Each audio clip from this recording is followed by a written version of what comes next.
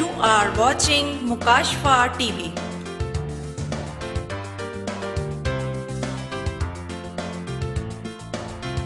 आप देख रहे हैं मुकाशफा टीवी। आइए हम आज खुदा के कलाम पाक में से थोड़ी देर के लिए पुराने अहदनामे में हिजकिय्याह नबी का सहीफा, उसका 18वां बाब और उसकी 30वीं आयत मुकद्दसा से 32वीं आयत मुकद्दसा तक हम पढ़ेंगे। पुराने अहदनामे में हिजकिय्याह नबी की किताब, उसका 30वां बाब, उसका 18वां बाब और उसकी 30वीं आयत मुकद्दसा से 32वीं आयत मुकद्दसा तक। खुदावंद के कलाम में यूं लिखा है, बस खुदावंद खुदा फरमाता है, ऐ बनी इसराइल, मैं हर एक की रविश के मुताबिक तुम्हारी अदालत करूंगा। तौबा करो और अपने तमाम गुनाहों से बाज आओ, ताकि बद किरदारी तुम्हारी हलाकत का बायस ना बने। उन तमाम गुनाहों को जिनसे तुम गुनहगार हुए दूर करो और अपने लिए नया दिल और नई रूह पैदा करो। ऐ बनी इसराइल, तुम क्यों हलाक हो गए? क्योंकि खुदावंद फरमाता है, मुझे मरने वाले की मौत से शादमानी नहीं, इसलिए बाज आओ और जिंदा रहो। खुदावंद के कलाम के पढ़े, सुने और कबूल किए जाने पर खुदावंद की खास बरकत हो। आमीन। अगर कभी आपका वास्ता अदालत से पड़ा हो या किसी अदालत की कार्रवाई आपने देखी हो, तो आपको इस बात का अंदाजा होगा कि अदालत में मुजरिमों को सजाएं दी जाती है। किसी को चंद दिन की, किसी को चंद हफ्तों की, किसी को चंद महीनों की, किसी को उम्र कैद की और किसी को मौत की सजा दी जाती है। कुछ को जुर्माना करके छोड़ दिया जाता है और कुछ को खबरदार करके, सरजनश करके उसे छोड़ दिया जाता है। अदालत में दो वकील होते हैं। एक वकील वकील इस्तगासा कहलाता है, जो जुर्म पेश करता है, जुर्म साबित करता है। और एक वकील सफाई होता है, जिस पर जुर्म लगाया गया है, जिस पर इल्जाम लगाया गया है, वो उसका दिफा करता है।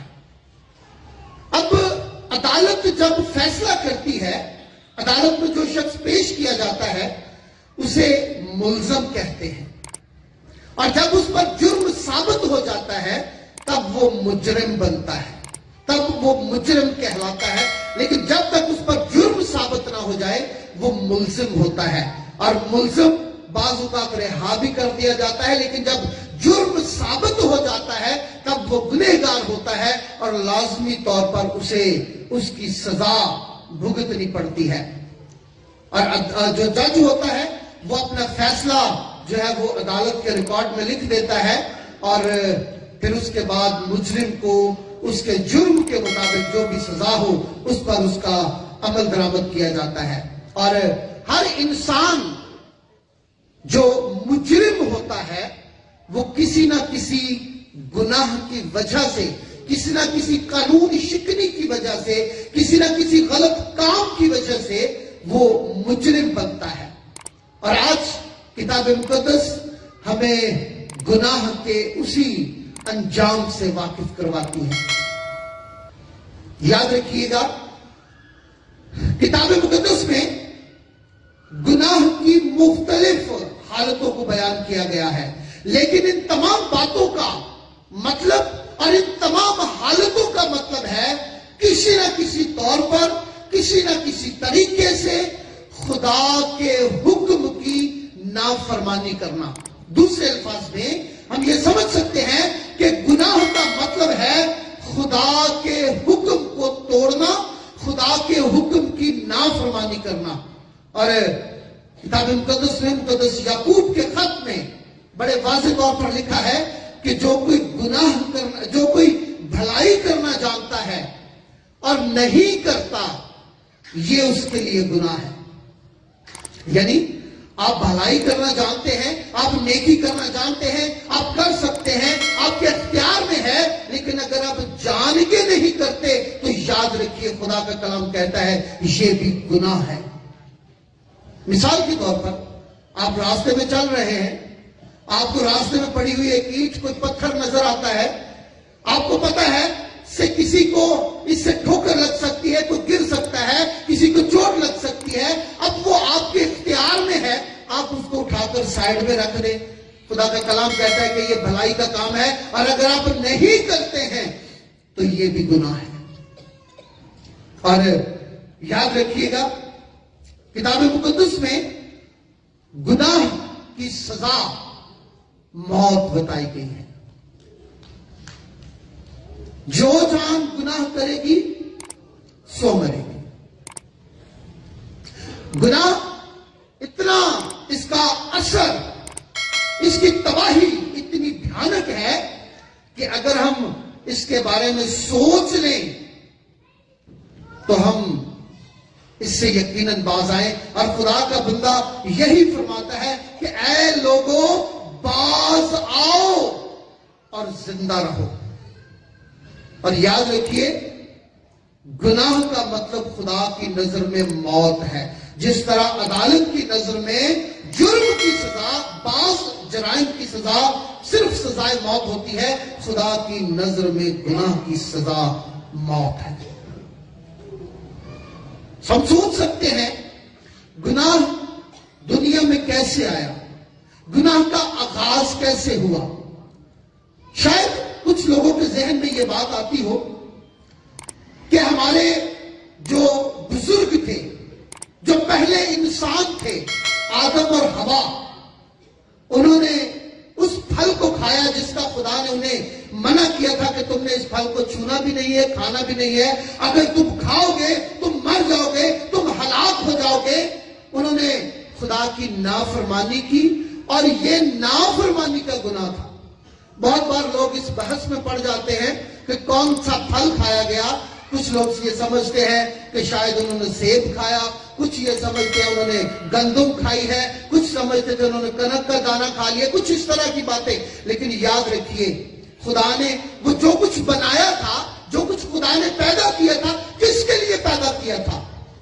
वो उन्हीं दोनों के लिए और उनकी औलाद के लिए बनाया था। वो सब कुछ खा सकते हैं, खुदा ने उन्हें मुकम्मल आजादी दी थी। लेकिन खुदा ये देखना चाहता था कि मैंने जिस इंसान के लिए ये सब कुछ बनाया है, ये खूबसूरत माहौल मैंने जिसको दिया है, ये खूबसूरत नजारा मैंने जिसके लिए पेश किया है, वो देखना चाहता था कि ये मेरी अताअत गुजारी, ये मेरी फरमाबरदारी करता भी है या नहीं करता है। सो खुदा ने एक हुक्म दिया, उसने कहा कि वो दरख्त जो बाग के बीच में है, ना उसका फल खाना ना उसको छूना। लेकिन इब्लीस, याद रखिए, इब्लीस खुदा के हर मंसूबे के खिलाफ इंसान को इस्तेमाल करता है। इब्लीस ने इससे पहले कि वो हवा को इस्तेमाल करे, इससे पहले उसने आसमान पर 1/3 फरिश्तों को अपने साथ मिलाकर खुदा के खिलाफ बगावत की। और उस बगावत के नतीजे में, उस जुर्म के नतीजे में खुदा ने उस और उसके साथी फरिश्तों को जमीन पर फेंक दिया।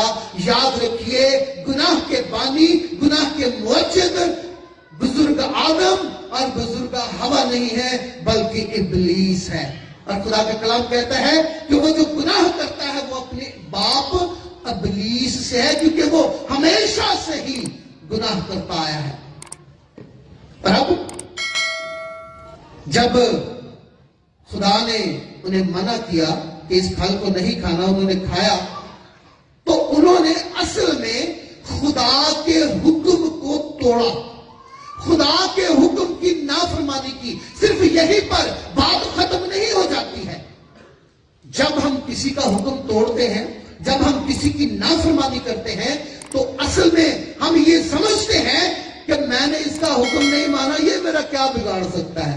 हम दूसरे शख्स को हुक्म देने वाले की हैसियत को रद्द कर देते हैं, हम उसकी हैसियत को मानने से इनकार कर देते हैं।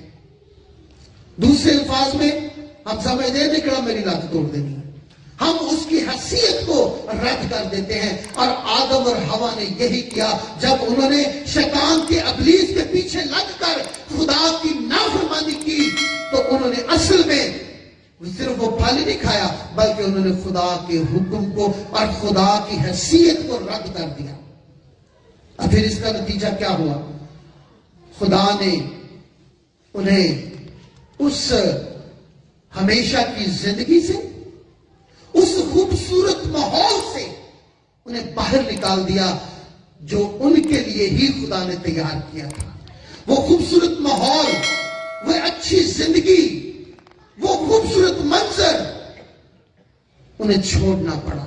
आसाइश की जिंदगी, सहूलत की जिंदगी उन्हें छोड़ना पड़ी, और सबसे बढ़कर उन्हें खुदा की रफाकत से बाहर निकलना पड़ा, खुदा की रफाकत से निकल जाना पड़ा, खुदा की हजूरी से निकल जाना पड़ा, और खुदा की मोहब्बत से महरूम होना पड़ा।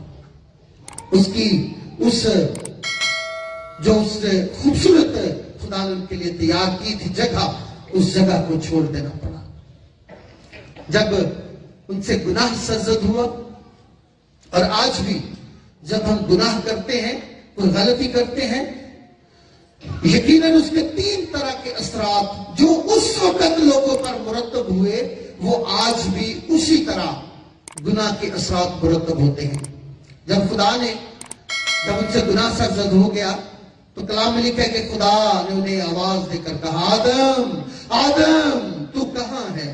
उसने कहा है, खुदा मैंने बाग में तेरी आवाज सुनी, मैं डरा, मैंने अपने आप को छुपाया क्योंकि मैं नंगा था। अब जब इंसान गुनाह करता है तो 3 तरह के असरात बुनियादी तौर पर उस पर जो आ जाते हैं। 3 तरह के असरात उसकी जिंदगी में पैदा हो जाते हैं। सबसे पहले जब इंसान गुनाह करता है तो वो छुपने पर मजबूर हो जाता है। लिखा है कि जब खुदा ने आदम की आवाज सुनी तो उसने अपने आप को छुपाया। आज भी कोई भी मुजरिम है, वो गुनाह करता है तो उसे छुपना पड़ता है। ये बच्चे जब गलती कर लेते हैं, जब तो गुनाह कर देते हैं, घर में कोई चीज टूट जाती है तो फिर वो छुपते फिरते हैं। और आम लोग भी जब गुनाह करने लगते हैं, गुनाह का इरादा बांधते हैं तो छुप कर करते हैं। गुनाह करने के बाद मुजरिम छुपते फिरते हैं। ये जो मफरूर का एक लफ्ज इस्तेमाल किया जाता है भागे हुए मुजरिमों के लिए, वो छुपते फिरते हैं। असल में खुदा ने जब आदम को आवाज दी तो उसने कहा, मैंने अपने आप को छुपाया, वो दरख्तों के पीछे छुपा लिया। यानी वो खुदा की नजर से छुपना चाहता था। उसे पता था कि मैंने गुनाह किया है, मैंने गलती की है, और ये गलती उसे छुपने पर मजबूर कर देती है। और आज भी गुनाह इंसान को छुपने पर मजबूर कर देता है। दूसरी बात, उसने कहा कि मैंने अपने आप को इसलिए छुपाया क्योंकि मैं नंगा था। याद रखें, गुनाह का जो अमल है वो इंसान को दूसरों के सामने असल में नंगा कर देता है, और ये रूहानी नंगापन इंसान को छुपने के लिए मजबूर कर देता है ताकि वो दूसरों के सामने ना आए।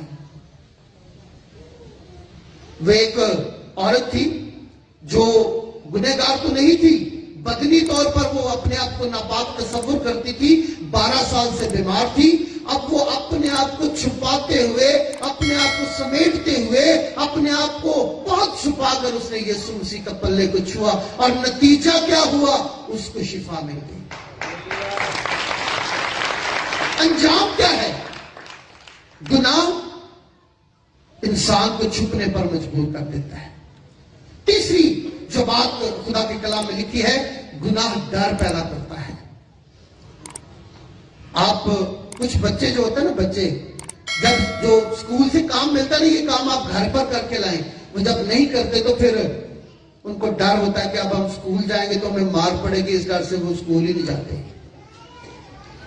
انسان ہمیشہ جو گناہ کرتا ہے وہ ڈرتا رہتا ہے کہ پتہ نہیں کب، ہمیشہ ڈرتا ہے۔ گناہ انسان کے اندر ڈر پیدا کرتا ہے۔ پہلی بات، گناہ انسان کو چھپنے پر مجبور کر دیتا ہے۔ دوسری بات، گناہ انسان کو ننگا کر دیتا ہے۔ تیسری بات، وہ گناہ جو ہے وہ اسے، اور یاد رکھیے گا کہ میرے اور آپ کے خدا نے، میرے اور آپ کے خداوند یسوع مسیح نے اس گناہ کے، موت کے، ابلیس کے زور کو توڑ کر مجھے اور آپ کو آزاد کر دیا ہے۔ سب سے پہلے اس نے اپنی بیابانی فاقے کی حالت میں، جب وہ 40 دن کا روزہ رکھ کر ابلیس کے ساتھ جنگ کر رہا تھا، اصل میں اس نے ابلیس کے زور کو توڑ دیا، اس نے ابلیس کی طاقت کو توڑ دیا، اس نے ابلیس کے گھمنڈ کو توڑ دیا۔ اور جب اس نے صلیب پر اپنی جان دی، اس نے جب یہ کہا ایلی ایلی لما شبقتنی، تو اصل میں اس نے گناہ کے زور کو توڑ دیا، اس نے گناہ کی طاقت کو توڑ دیا، اس نے گناہ کے اثر کو توڑ دیا۔ اور جب اس نے قبر پر فتح پا کر کہا اے موت تیری فتح کہاں رہی، اے موت تیرا ڈنگ کہاں رہا، تو اس نے موت کے زور کو توڑ دیا۔ لیکن یاد رکھیے،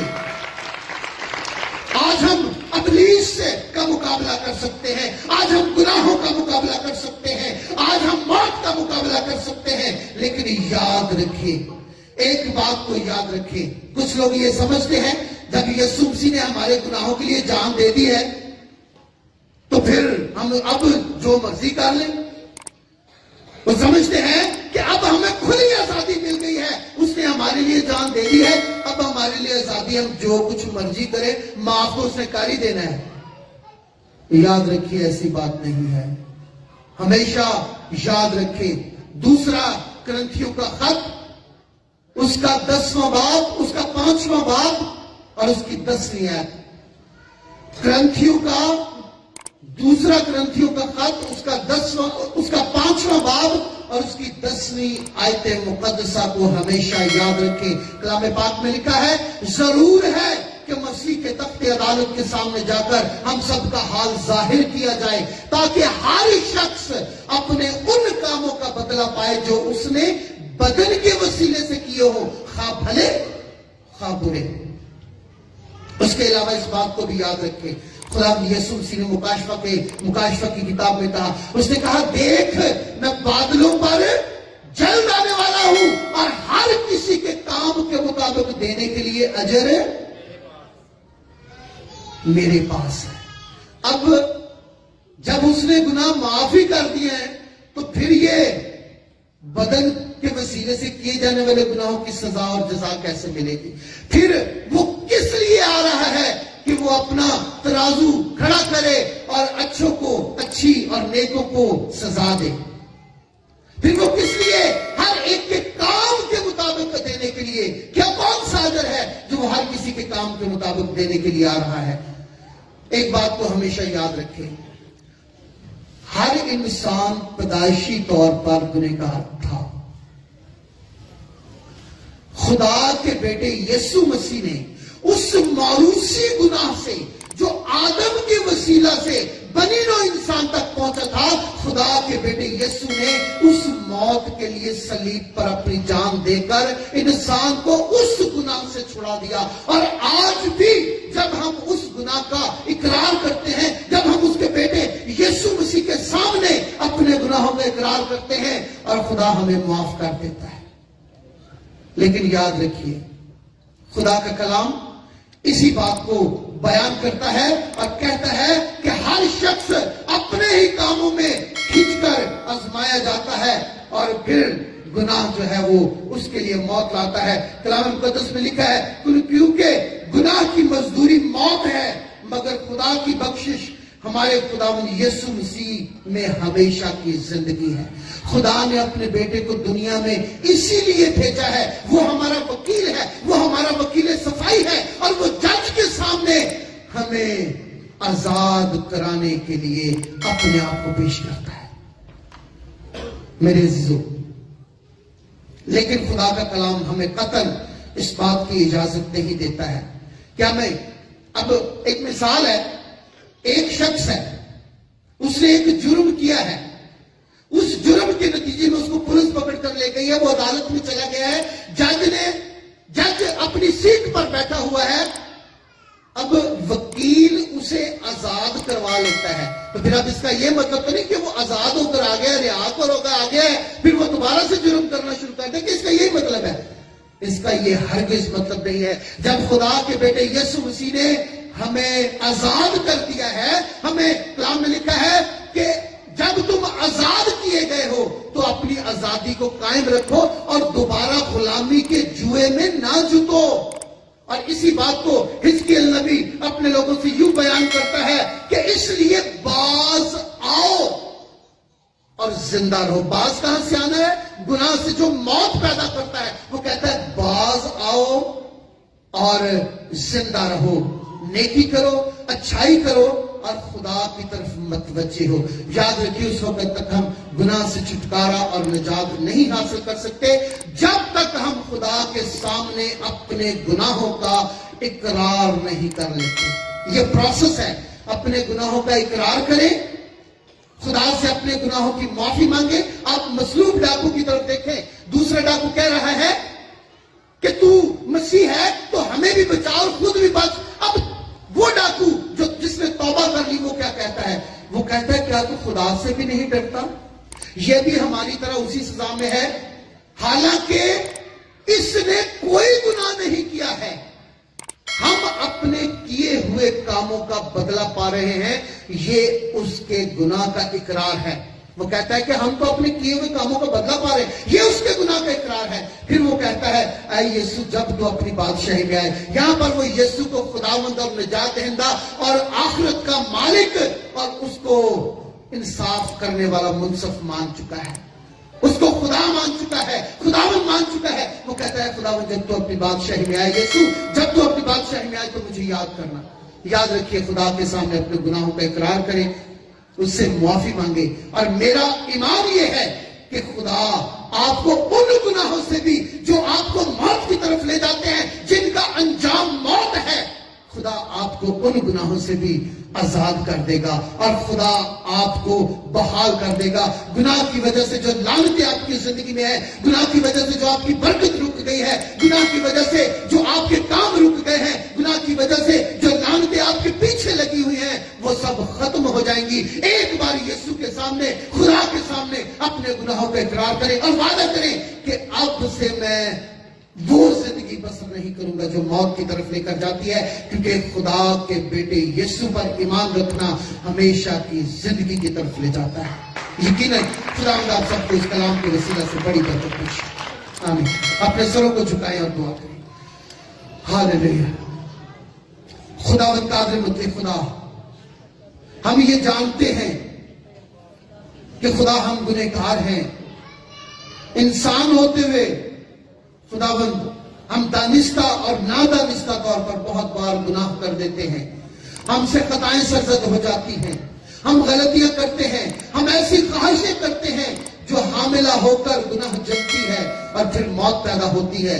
خداوند ہم تیری منت کیا چاہتے ہیں، آج تو ہمیں اپنے گناہوں کا، اپنی غلطیوں کا، اپنی خطاؤں کا اقرار کرنا سکھا اور بخش دے کہ خدا ہم آئندہ اس لعنت کی اور موت کی زندگی سے باز رہیں اور ہمیشہ کی زندگی پائیں. ہم تیرا شکر ادا کرتے ہیں تیرے بیٹے یسوع مسیح کے لیے جس نے موت کے زور کو توڑ دیا اور ہمیں ہمیشہ کی زندگی بخشی. خداوند منت کرتے ہیں ہمیں اس ہمیشہ کی زندگی کو قبول کرنے کے لیے اپنے بیٹے کے لہو سے دھو کر صاف کر اور ہمیں اپنے گناہوں کا اقرار کرنے کے لیے تیار کر. یسوع مسیح کے نام کے وسیلہ سے آمین. You are watching Mukashfa TV.